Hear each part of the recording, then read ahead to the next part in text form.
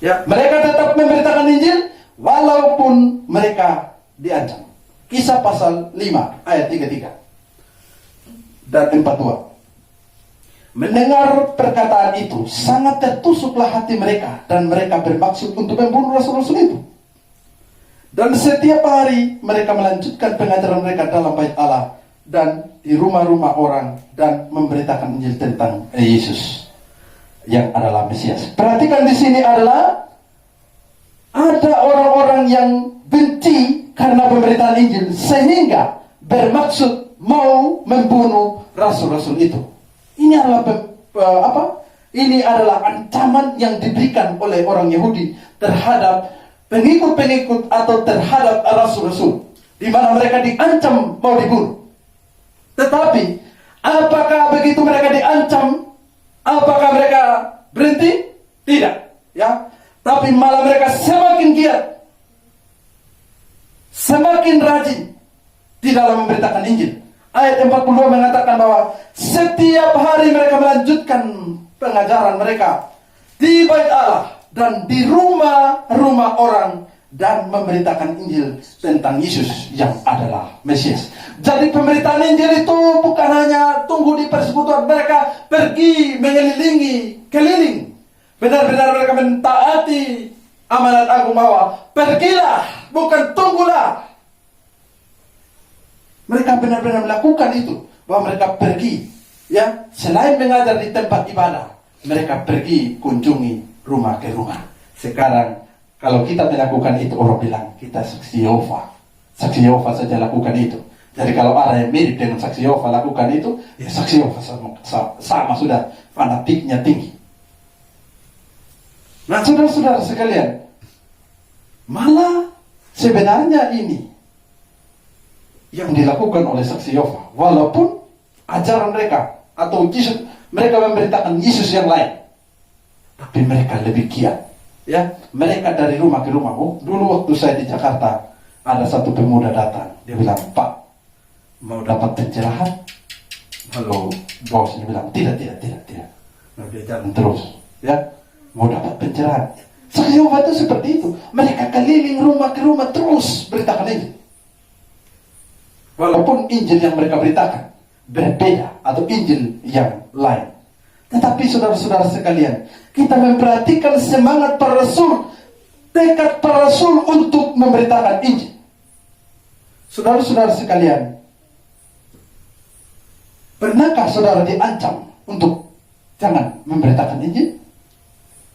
Saya pernah dengar bahwa ada teman kita yang bilang, "Sudahlah, berhenti sudah, kamu itu bikin masalah saja, ya, bikin masalah, ya. Kamu beritakan Injil, bikin berkelahi saja, malah berkelahi dengan pendeta, berkelahi dengan semua orang karena pemberitaan Injil. Berhenti sudahlah demi perdamaian dengan mereka." Saudara-saudara sekalian, ini bukan jiwa dari para rasul. Ini bukan kata-kata dari para rasul. Ini bukan kata-kata dari kitab suci. Tetapi kata-kata dari kitab suci, mereka tetap tekun, semakin diancam mereka tetap semakin memberitakan tentang Yesus. Ingat, pemberitaan tentang Yesus itu bukan permusuhan. Pemberitaan tentang Yesus itu bukan kebencian. Pemberitaan tentang Yesus adalah pemberitaan tentang kasih yang besar, kasih Allah yang dinyatakan kepada manusia. Banyak orang salah pahami berita tentang Yesus sebagai sesuatu yang menekan hidup mereka, sesuatu yang mengancam hidup mereka.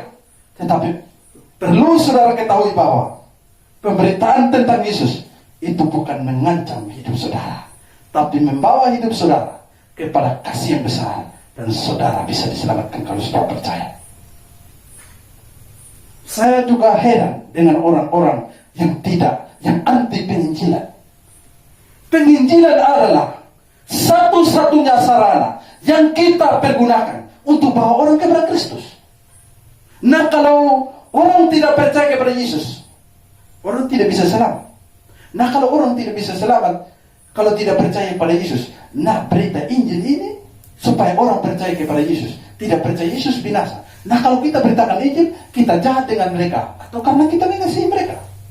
Sesungguhnya adalah pemberitaan Injil, kita bukan membunuh mereka, kita bukan menganiaya mereka, tetapi kita menuntun mereka kepada hidup yang kekal. Mungkin banyak orang, saudara-saudara, bisa memberikan uang, bisa memberikan bantuan beras 10 kilo dan lain sebagainya. Banyak orang bisa memberi sembako kepada saudara.